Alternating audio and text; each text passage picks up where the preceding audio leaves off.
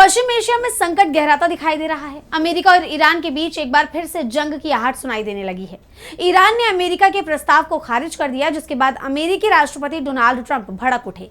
उन्होंने ईरान को हमले की धमकी दे दी, जिसके बाद दोनों देश आमने सामने आ गए और इससे जंग के संकेत मिल रहे हैं। तो क्या फिर छिड़ने वाली है जंग, जानेंगे इस रिपोर्ट में। ईरान और अमेरिका में फिर से जंग शुरू होती दिखाई दे रही है। ईरान ने अमेरिका के प्रस्ताव को खारिज कर दिया है, जिसके बाद ट्रंप बुरी तरह से भड़के हुए हैं। ईरान को धमकी दे रहे हैं। ईरान के सरकारी टीवी के मुताबिक तेहरान ने अपने जवाब में कहा है कि युद्ध हर मोर्चे पर खत्म होना चाहिए।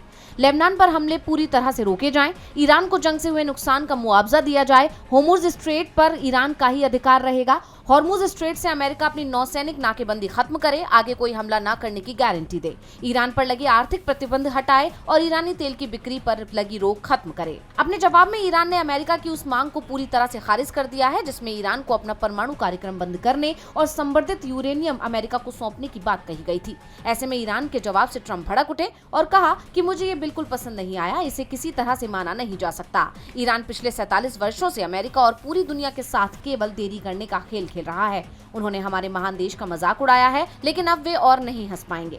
ट्रंप ईरान को धमकी दे रहे हैं, लेकिन ईरान के रुख ने अमेरिका की चिंता बढ़ा दी है। ईरान के सुप्रीम लीडर मुस्तफा खामेनी ने सेना को जंग के लिए तैयार रहने को कहा है। उनके नॉट रीचेबल होने की खबरें भी आ रही हैं। इस बीच राष्ट्रपति मसूद पेजेश्कियान का बयान भी आया है। उन्होंने कहा कि हमारा देश कभी दुश्मन के आगे नहीं झुकेगा। साफ है कि ईरान जंग के लिए तैयार है, फैसला अमेरिका को करना है, वो जंग चाहता है या फिर शांति।